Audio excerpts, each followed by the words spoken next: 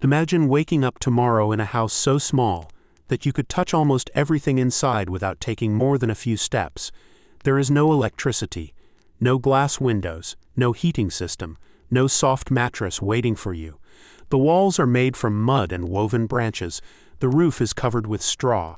The floor beneath your feet is nothing more than hard, packed earth. And yet, this tiny house is where your entire family lives. This was the reality for many ordinary people in medieval Europe. Tonight, we are going to step quietly into that world. We will follow the rhythm of an ordinary peasant household, from the cold hours before sunrise to the moment the family finally lies down on a bed of straw at night. We will see what their homes looked like, what they ate, how they worked, how they stayed warm, and why even a small problem could become a serious struggle. So, if you enjoy relaxing historical stories like this, take a moment to like the video, share it with someone who enjoys history, and subscribe to Motiur History for more stories from the everyday lives of people who lived hundreds of years ago. Now, let us leave the modern world behind. The village is quiet. The sun has not yet appeared above the horizon.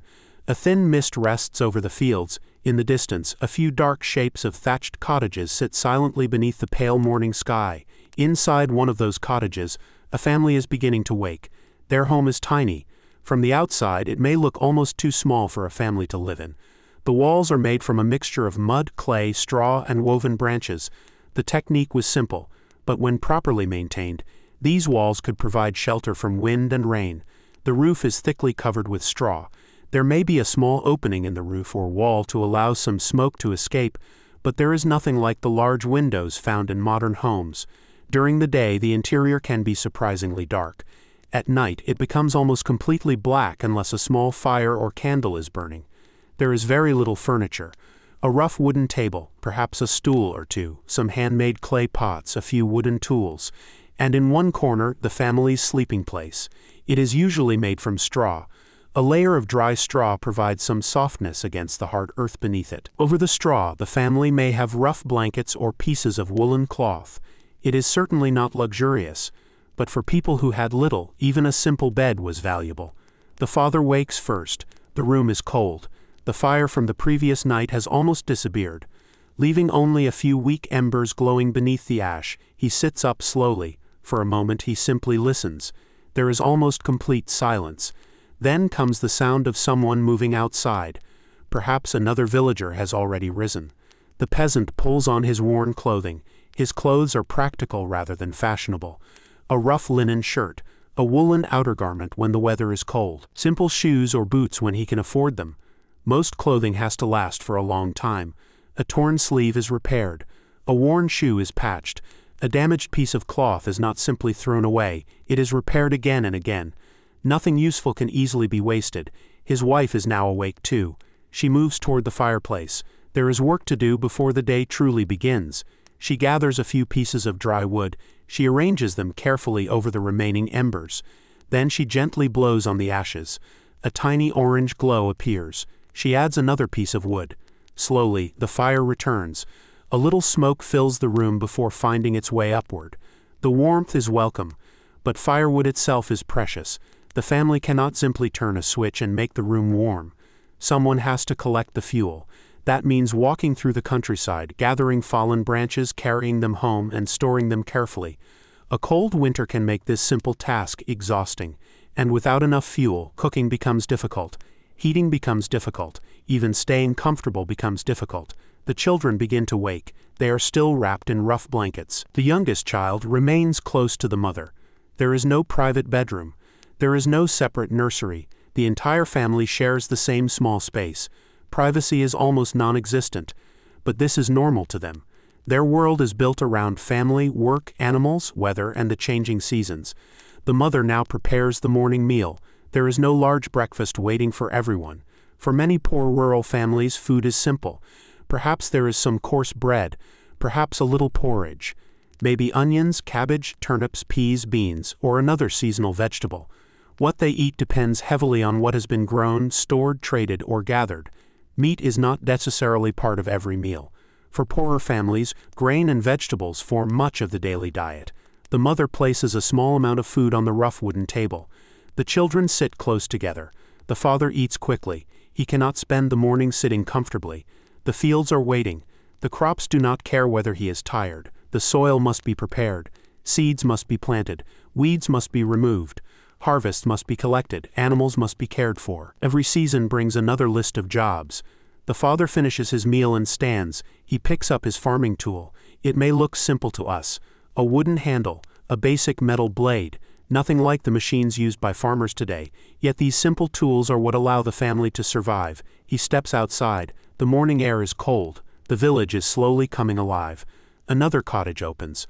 A woman carries a bucket toward the well. A farmer walks toward the fields. Chickens move along the muddy path. A dog watches from beside a doorway. Smoke rises from several thatched roofs. There are no engines, no cars, no electric lights. The sounds are different. Footsteps, animals, wood being chopped, water being carried, people speaking quietly. And somewhere beyond the village, the first birds are beginning to sing. The father starts walking toward the fields. His workday has begun. And for him, this is only the beginning. The tiny cottage behind him may look poor, it may look uncomfortable, but it represents something extremely important. It is the place where his family sleeps. It is where their food is prepared. It is where their clothes are repaired. It is where children grow up. It is where stories are told at night. And it is the place they return to after spending the entire day working beneath the open sky. For a medieval peasant, home was not about comfort. It was about survival. The walls did not need to be beautiful. They only needed to stand. The roof did not need to look impressive. It only needed to keep the rain out. The bed did not need to be soft. It only needed to give an exhausted body somewhere to rest. And the fire did not need to fill the room with perfect warmth. It only needed to stay alive long enough to cook the next meal. As the sun finally rises above the fields, the little village becomes brighter. The peasant tightens his grip on his wooden tool. Ahead of him lies another long day. And tonight, after the work is finished, he will return to the same tiny house, the same mud walls, the same straw roof, the same small fire, and the same family waiting inside. But before that happens, there are hours of work ahead, because in the medieval countryside, survival begins with the soil beneath your feet, and the people who worked that soil rarely had the luxury of stopping. Their lives followed the rhythm of the land, and that rhythm was demanding. The sun is now rising higher over the village. The mist is slowly disappearing from the fields, and the cool morning air is beginning to warm. But for the peasant working in the field, the day already feels long. He bends down and pushes his simple tool into the earth. Then he pulls it back, again and again. There is no machine to make the work easier. Every row must be prepared by hand. Every patch of soil must be worked by human effort. The tool is simple, but the task is not. The ground can be hard. The weather can be uncomfortable, and the work continues whether the farmer feels strong or exhausted. A few steps away, other villagers are doing the same thing. Some are preparing the soil, others are removing weeds, some are carrying baskets, others are working with animals. The village may look peaceful from a distance, but beneath that peaceful appearance is an enormous amount of labor. Almost everything required for daily life has to be produced by someone. Food does not arrive at a market in a sealed package. Clothing does not come from a factory. Firewood does not appear beside the fireplace. Even clean water requires work. Someone has to walk to the well. Someone has to carry the bucket home. Someone has to collect fuel. Someone has to prepare the food. And someone has to repair the house when the walls begin to crack. For a poor family, every member has a role. The children may be young, but they are not completely separated from the work of the household. A child may gather small branches, another may watch chickens, an older child may help carry water. A young boy might begin learning how to work with farming tools by watching his father. A girl may learn household tasks by helping her mother. Childhood exists, of course. There is laughter, there are games, there are moments of curiosity. But life does not provide the same long period of freedom that many children experience today. The household depends on everyone's contribution. Back at the cottage, the mother has her own long list of work. The morning meal is finished, the bowls must be cleaned, the fire must be maintained, water must be stored, clothing may need to be washed, a torn garment may need to be repaired, vegetables may need to be prepared, animals may need attention, and if there is a small garden beside the house, it needs care too. The medieval peasant woman's work does not simply stop because her husband has gone to the fields. In many ways, the cottage itself is another workplace. She steps outside with a wooden bucket. The village well is not far away, but carrying water is still tiring. The bucket is heavy when full. She lowers it carefully, then pulls it back up.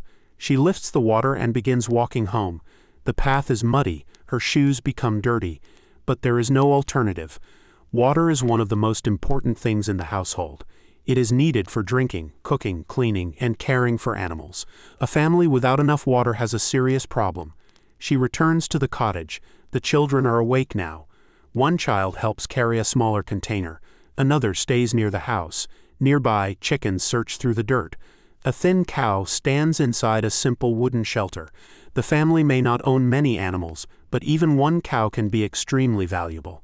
It can provide milk, it can help with agricultural work, and it represents wealth that the family cannot easily replace. So animals must be protected and fed. The boy carries some hay toward the shelter. His father has taught him how to do it. He is still young, but he is learning. The skills of village life are passed from one generation to another. A child watches, then tries, then makes mistakes, then tries again. Eventually, the work becomes familiar.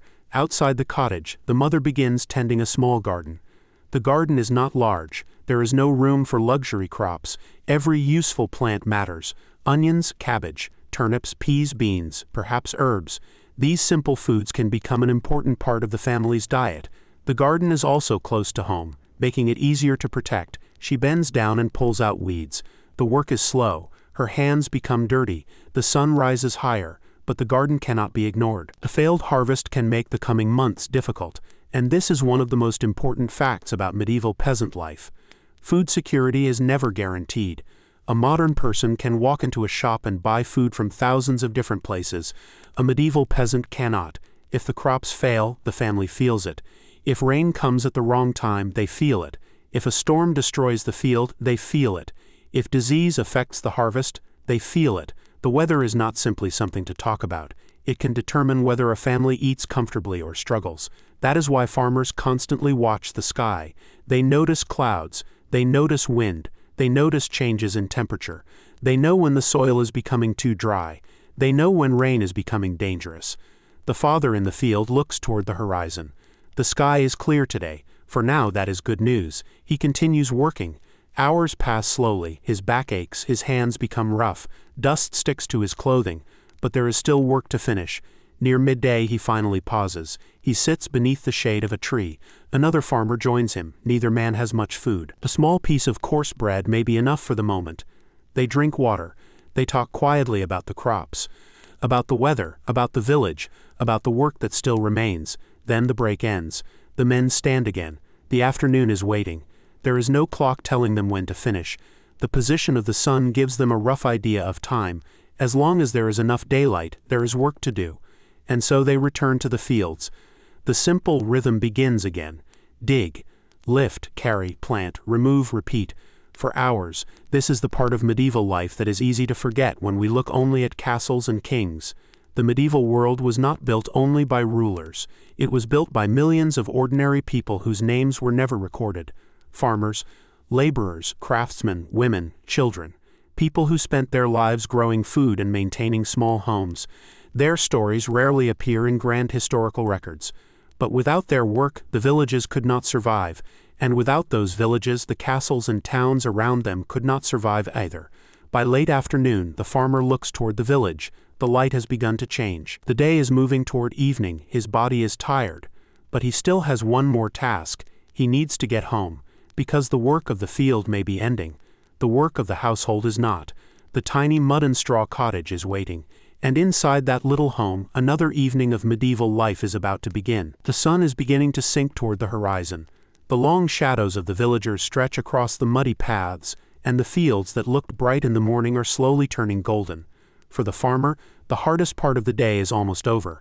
Almost. He lifts his farming tool onto his shoulder and begins the walk home. His steps are slow, his back hurts, his hands are dirty, his clothing is covered with dust and soil. But there is a quiet comfort in seeing the village ahead. Home may be small, it may be dark, it may be uncomfortable, but it is home. As he approaches the cottage, he can see a thin line of smoke rising from the roof. His wife is already preparing the evening meal. The children are outside. One is carrying a few pieces of firewood. Another is watching the chickens. When they see their father approaching, they run toward him. For a moment, the hard day feels lighter. He puts down his tool and takes a short rest. Then he looks at the cottage. The roof needs attention. One section of straw has become loose. The wall near the doorway has also developed a small crack. These things cannot be ignored.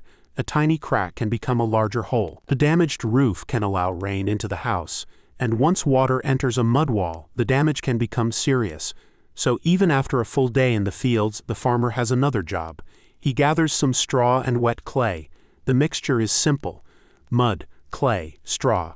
Sometimes animal hair or other natural material can also help strengthen the mixture. He presses it into the damaged wall. His hands are already tired, but he keeps working. The wall slowly becomes solid again. This is one of the strange things about a peasant's home. The house itself is almost alive. It needs constant care. The roof must be repaired. The walls must be maintained. The floor must be cleaned. The fire must be protected. Nothing is permanent. A modern house can remain standing for decades with relatively little daily effort. A medieval cottage requires constant attention, and the people living inside it have very little room for error. The farmer finishes the repair. He washes his hands, then he steps inside. The cottage is warmer now. The fire is burning. His wife is preparing a simple meal. There is no large kitchen. The cooking area is part of the living space. The smoke fills the room before slowly escaping upward. The smell of vegetables and grain spreads through the cottage. The family gathers around the table. Tonight's meal is simple. Perhaps a thin vegetable stew, some coarse bread, maybe a few onions, perhaps some beans or peas. It does not look impressive, but after a day of hard labor, even a simple meal can feel satisfying. The children eat quickly. The parents eat more slowly. Food is precious. Nothing should be wasted. A piece of bread that falls onto the table is not casually thrown away. A leftover vegetable can become part of tomorrow's meal. Even cooking water may have another use. For poor families, waste can be dangerous. After dinner, the mother clears the bowls. The children help. Then the family settles near the fire. This is when the cottage becomes a little more peaceful. The hardest work of the day is finished. Outside, the village is becoming quiet. The sounds of farming tools have disappeared. The animals are settling down. A few voices can still be heard from neighboring cottages. Inside, the family has only the fire for light. There may be a small candle if they can afford one, but candles are not something to waste. So the fire becomes the center of the room. It provides heat, it provides light, it allows food to be cooked, and it creates a place where the family can sit together. The father rests against the wall. His children sit nearby. His wife begins repairing a piece of clothing. The fabric has already been patched several times. She carefully pushes the needle through the cloth.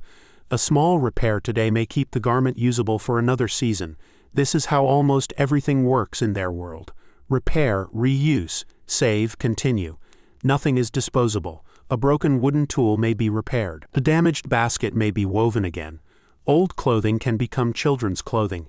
Even worn-out fabric can eventually become something else. The family has learned to make things last. The children listen as their parents talk. They may hear about tomorrow's work, about the weather, about the crops, about a neighbor, about a problem with an animal. Their world is small. The village, the surrounding fields, the nearby woods, perhaps a market town a few miles away. They may never travel far from the place where they were born. For them, the landscape around the village is the center of the world. And yet, within this small world, there is a complete life. There are friendships, arguments, births, deaths, celebrations, hard work, quiet evenings, and ordinary moments that would never appear in a history book. The mother finishes repairing the garment. She folds it carefully. The fire has become weaker. It is getting late. The children are beginning to fall asleep. The family prepares their bedding. There is no separate bedroom. The sleeping space is simply another corner of the same room. The straw is rearranged. The blankets are pulled out. The children lie down first. The youngest child curls up beside the mother. The father checks the fire one last time. He adds a small piece of wood. The flames rise briefly. The room becomes warmer. For a few moments everyone is quiet. Outside, the village is completely dark. There are no streetlights, no glowing windows from dozens of electric homes. Only a few tiny fires can be seen through the darkness. Above the cottages, the night sky is enormous. Stars stretch across the darkness. The family cannot simply turn on a light. If someone needs to leave the cottage during the night, they must move carefully through the darkness. But inside, the family is finally safe from the cold wind. The roof is holding, the walls are standing, the fire is still alive, and everyone has eaten. For this family, that is enough. They close their eyes. Tomorrow will bring another morning, another field, another list of chores, another struggle against weather, hunger, exhaustion, and time. But tonight, for a few quiet hours, there is nothing left to do. The tiny mud and straw house becomes silent. The fire slowly turns into glowing embers. The family sleeps on their simple straw bedding, and outside the medieval village rests beneath the stars. This is the side of medieval history that is rarely shown. Not the great castles, not the royal banquets, not the battles, but the tiny homes where ordinary people live their entire lives. Homes made from mud, straw, wood, and patience. Homes that were never meant to impress anyone. They simply had to keep a family alive. Morning comes again. Before the sun appears, the darkness inside the cottage begins to change. The blackness slowly becomes gray. A cold breeze slips through a small gap near the doorway. The family is waking. For the people who live here, there is no alarm clock. The rising sun is enough. The changing light is enough, and the demands of the household are enough. The father opens the wooden door. Cold air enters immediately. Outside, the village is covered in a thin layer of mist. The ground is damp. The roofs of the cottages are dark with moisture. He steps outside and looks toward the fields. Another day of work is waiting. But today begins with a different problem. The family's firewood is running low. There are only a few pieces left beside the cottage. Without wood, the family cannot cook easily. They cannot keep the house warm. So before going to the fields, the father must gather more. He takes a simple rope and walks toward the nearby woodland. His young son follows him. The boy wants to help. The path is uneven. They walk through damp grass and fallen leaves. They are not looking for large trees. They are looking for fallen branches and pieces of dry wood that can be carried home. The father bends down and picks up a branch. He tests it with his hands. It is dry enough. He places it into the growing bundle. The boy does the same. For the child, this is another lesson. He is learning what kind of wood burns well. He is learning how to carry it. He is learning that firewood is not something that simply exists. Someone has to collect it. Someone has to carry it. Someone has to store it. After a while, the bundle becomes heavy. The father ties the branches together. He lifts them onto his back. The boy carries a much smaller bundle. Together, they walk home. When they return, the mother is already working. She has begun preparing the morning food.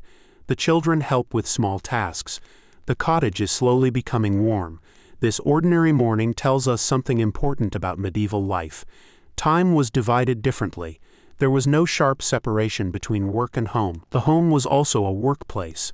The garden was a workplace. The field was a workplace.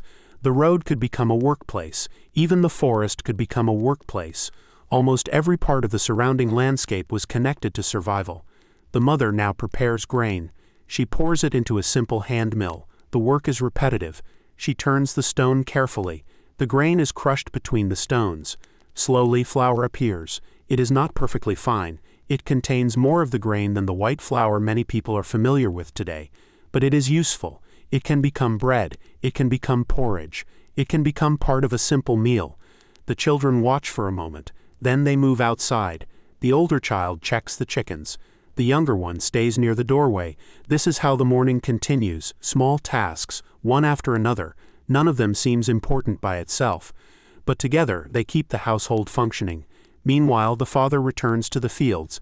The sun is now higher. He meets other farmers on the path. They exchange a few words. There is no need for long conversation. Everyone knows what needs to be done. The farmers spread out across the fields. The soil is still damp from the recent rain. This makes some work easier. But it also creates another problem. Too much water can damage crops.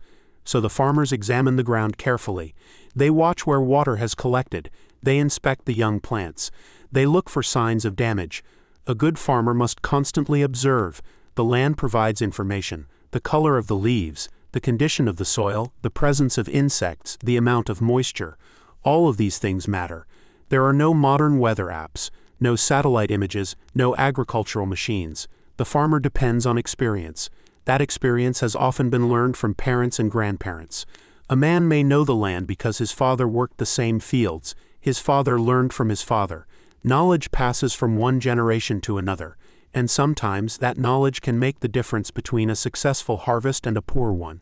Back at the cottage, the mother takes care of another task. The family's clothing needs attention. One shirt has a tear. A child's sleeve is beginning to separate. She sits near the doorway where the light is better. The needle moves through the cloth. Slowly, carefully. A few stitches, then another. The repair is not beautiful. It does not need to be. It only needs to work. When the clothing is finished, she folds it.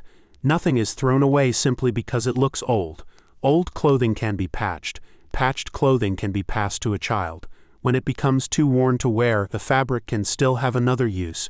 This is a world where people understand the value of materials. Everything has a purpose, and almost everything is used for as long as possible. The day moves forward. The father continues working. The mother continues working. The children move between small chores and moments of play. The village remains busy. A woman walks toward the well. A man carries a basket of grain. Someone repairs a fence. Someone cleans an animal shelter. Someone carries a bundle of straw. The village may look simple, but it is alive with activity. Every person is connected to someone else. A farmer depends on a blacksmith for tools. A family may depend on another household for eggs or milk. A villager may trade grain for something they cannot produce themselves. The local community is important because no single family can easily make everything it needs. By afternoon, the sun is strong. The father pauses again. He wipes his forehead. His hands ache. His shoulders are tired, but the field is still unfinished. So he continues. There is something almost endless about this work. The farmer finishes one task only to discover another. When the planting is finished, weeds appear. When the crops grow, they need protection. When the harvest comes, the crops must be cut. Then they must be carried, then stored, then processed, then protected from moisture and pests. The cycle never truly ends, and yet this cycle is the foundation of the family's life. Without the field, there is no food. Without food, there is no household. So the farmer keeps working. As evening approaches, the light begins to soften. He looks toward the village again. Smoke is rising from the cottages. Soon his family will be preparing dinner. Soon he will be walking home. And once again, the tiny mud and straw house will become the center of his world, not because it is comfortable, not because it is beautiful, but because everything he loves is inside it: his family, his food, his fire, his few possessions, and the small collection of memories created there over many years. The house may be made from mud and straw, but for the people living inside it is much more than that. It is shelter, it is kitchen, it is bedroom, it is workshop, it is storage room, and sometimes, when the weather becomes dangerous, it is the only protection they have. The sun disappears behind the horizon. Another day of medieval peasant life is coming to an end, but the struggle is not over, because tomorrow the work will begin again. The village becomes quiet again. The last light of the day disappears behind the distant fields, and the cottages slowly become small, dark shapes against the evening sky. Inside one of them, the family returns to its familiar routine. The mother places a small pot over the fire. The father sits nearby. The children are tired from their own small chores. There is nothing grand about this evening. And that is exactly what makes it important. For most medieval peasants, life was not made up of dramatic events every day. Most days were ordinary. Work, food, family, weather, sleep, and then the same things again tomorrow. The mother looks through what remains in the food basket. There is some grain, a few vegetables, some onions, perhaps a little dried food. She knows how much must be saved. The next harvest may still be weeks or months away. So tonight's meal must be simple. She pours grain into a wooden bowl. Then she adds water. The mixture goes into the cooking pot. The fire is small. The pot begins to warm. Soon a quiet bubbling sound fills the cottage. The smell is modest but comforting. The children sit close to the fire. One child watches the flames. Another rests against the wall. The father removes his worn shoes. His feet are dirty from the fields. He rubs them briefly and stretches his legs. For a few moments nobody speaks. After a long day, silence can be comforting. The meal is ready. The mother places the pot on the table. There are no individual plates for everyone. The family shares the food. A wooden spoon moves from one person to another.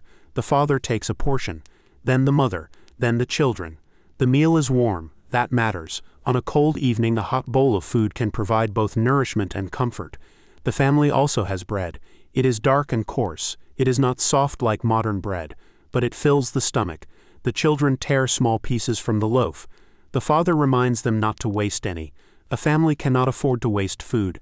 This is especially important because hunger is never very far away. A bad harvest can change everything. If the grain yield is poor, prices may rise. If a family has little stored food, they may have to reduce their meals. They may gather more wild plants. They may trade possessions. They may seek help from neighbors. And in the worst circumstances, hunger can become severe. This is one of the reasons medieval peasants constantly thought about food. Food was not simply something to enjoy. Food was security. A full storage basket meant safety. An empty basket meant uncertainty. The family finishes dinner. The mother cleans the cooking pot. The children gather around the fire again. Outside, the wind has become stronger. It pushes against the thatched roof. The father looks upward. He listens. A roof made of straw can provide surprisingly good protection when properly maintained. But it is vulnerable to damage. Heavy rain can soak it. Strong wind can loosen it. The neglected roof can begin to leak. So the family always has to keep an eye on it. The father makes a mental note. Tomorrow, if there is time, he will inspect the roof again. There is always something to repair. The cottage walls need attention too. Mud can crack when it dries. Rain can wash away parts of the surface. The solution is usually simple. More mud, more straw, more labor. The father knows how to prepare the mixture. He has done it many times. He will repair the wall when necessary. The house may be primitive by modern standards, but it is carefully adapted to the resources available to the family. The materials come from nearby. Mud from the earth, straw from the fields, wood from the surrounding landscape, stone when available. The people who build these homes use what they have. They do not have access to modern construction materials, but they understand their environment. They know which materials work. They know how thick the walls should be. They know how to repair damage, and they pass this knowledge down. The children are learning too. They may not realize it yet, but one day they may build or repair a home of their own. The father looks at his son. The boy is already beginning to understand the work of the household. He knows where the firewood is stored. He knows how to help with the animals. He knows how to carry small tools. He knows that food must be protected. His childhood is preparing him for adulthood. The daughter is learning from her mother. She watches how clothing is repaired, how grain is prepared, how vegetables are stored, how food is cooked, how the household is organized. These skills are valuable. In a world without supermarkets, washing machines, electric stoves, or central heating, knowing how to manage a household is essential. Every skill has value. As the evening continues, the fire becomes smaller. The mother takes a piece of wool cloth and begins repairing it. The father checks the door. The children begin to fall asleep. The room becomes quieter. The family has almost no possessions. There are no shelves filled with books, no cabinets full of clothing, no boxes of toys, no electrical devices. Their possessions can fit into a very small space. A few cooking pots, some wooden bowls, basic farming tools, clothing, bedding, perhaps a chest for storing important things, and food. That is enough, in fact. Having fewer possessions can make the room feel strangely open despite its tiny size. Everything has a place, everything has a purpose. The firelight moves across the walls. The mud surface becomes orange and gold. For a moment the cottage looks warm and peaceful. The same walls that looked poor in daylight now seem protective. The same tiny doorway that seemed uncomfortable now feels like a barrier between the family and the dark world outside. The father looks toward the fire. He knows tomorrow will be difficult, but tomorrow is still tomorrow. Tonight his family is together. They have food. They have a roof. They have warmth. And for a medieval peasant, those simple things can mean everything. The children are now asleep. The mother lowers her voice. The father speaks quietly.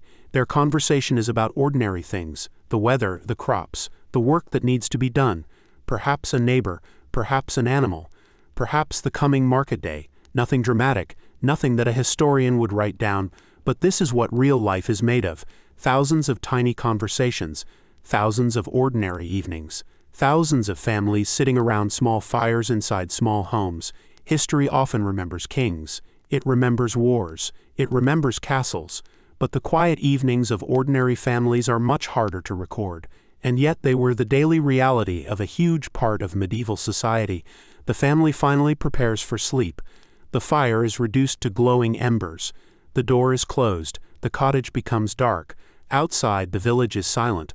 The farmer lies down on his straw bedding. His body is exhausted. The ground is hard beneath him. The blanket is rough. But sleep comes quickly, because tomorrow, before sunrise, the entire cycle will begin again. Another fire, another meal, another walk to the fields, another day beneath the changing sky, and another return to the tiny house made of mud and straw, a house that may have looked humble from the outside, but inside it an entire life was unfolding. The night passes quietly.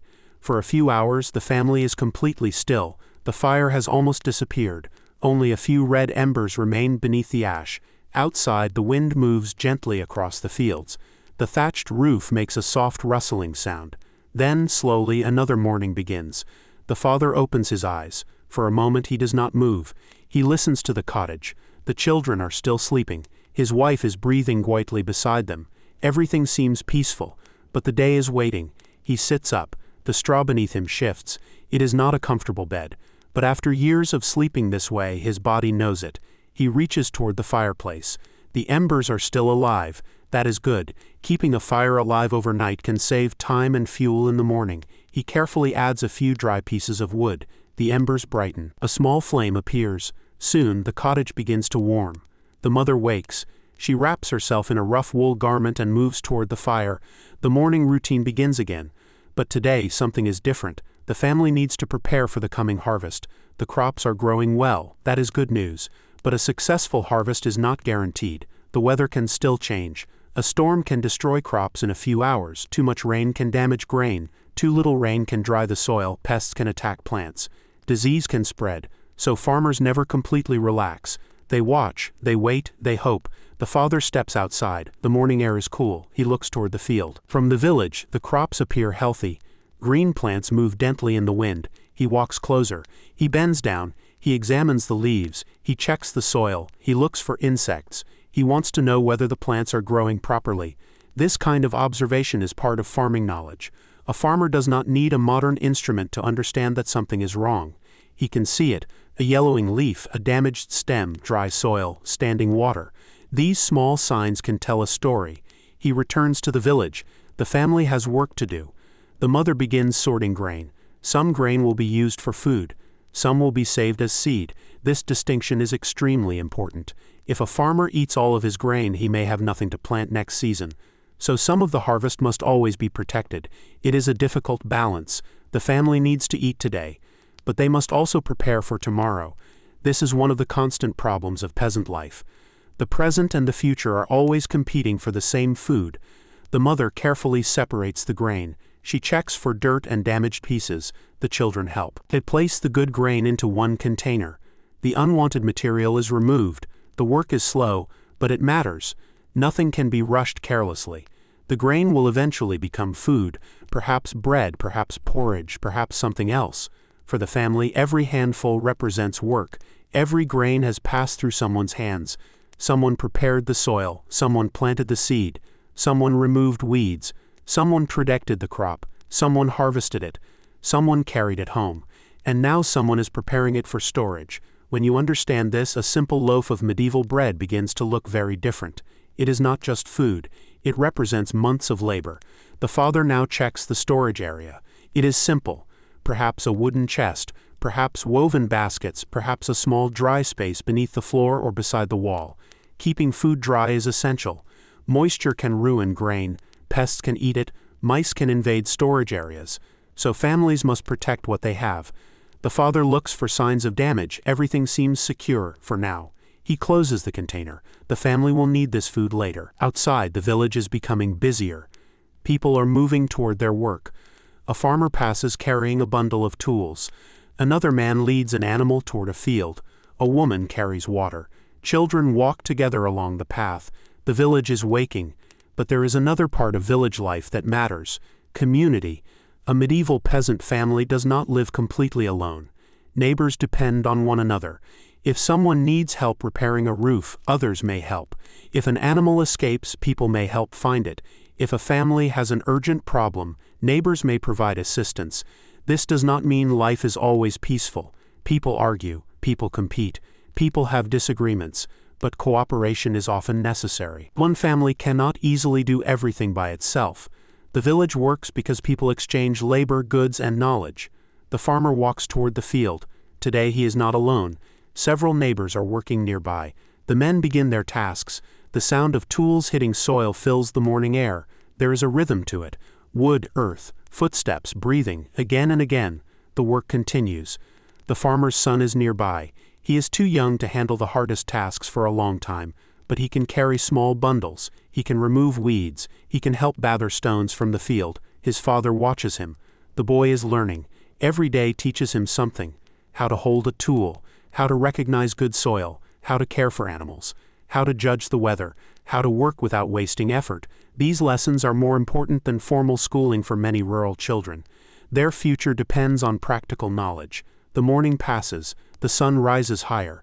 The father pauses briefly. He looks toward the village. The tiny cottages seem almost hidden among the fields. From this distance they look fragile. Mud walls, straw roofs, wooden doors, nothing impressive. And yet those cottages are supporting entire families. Inside them are children growing up, people cooking, people sleeping, people repairing clothes, people telling stories, people preparing for another day. The houses may be small, but the lives inside them are not. Every family has its own hopes, its own worries, its own memories. A child taking the first steps, a successful harvest, a wedding, a new baby, a sick relative, a broken roof, a lost animal, a good market day, a difficult winter. These ordinary events make up a lifetime. The farmer turns back to his work. There is still much to do, and as the sun moves across the sky, the medieval village continues its ancient rhythm. Work begins, work continues, and eventually, when the sun disappears, everyone will return home, back to the tiny houses, back to the small fires, back to the simple meals, back to the people they love. This is what life inside a medieval peasant home was really about. Not comfort, not wealth, but endurance, the ability to make something useful from very little. Mud became walls, straw became a roof, grain became bread, branches became firewood, old cloth became new clothing, and hard work became survival. For generations, ordinary people lived this way. Their homes were small, their possessions were few, their days were difficult, but they built families, communities, and lives within those humble walls. And when the night came, they rested beneath the same straw roofs that had protected their parents before them. The world outside would continue changing. Kings would rise, kings would fall, wars would begin, villages would grow. But inside the little cottage, life remained wonderfully simple: a fire, a meal, a family, and a place to sleep. Tomorrow the work would begin again.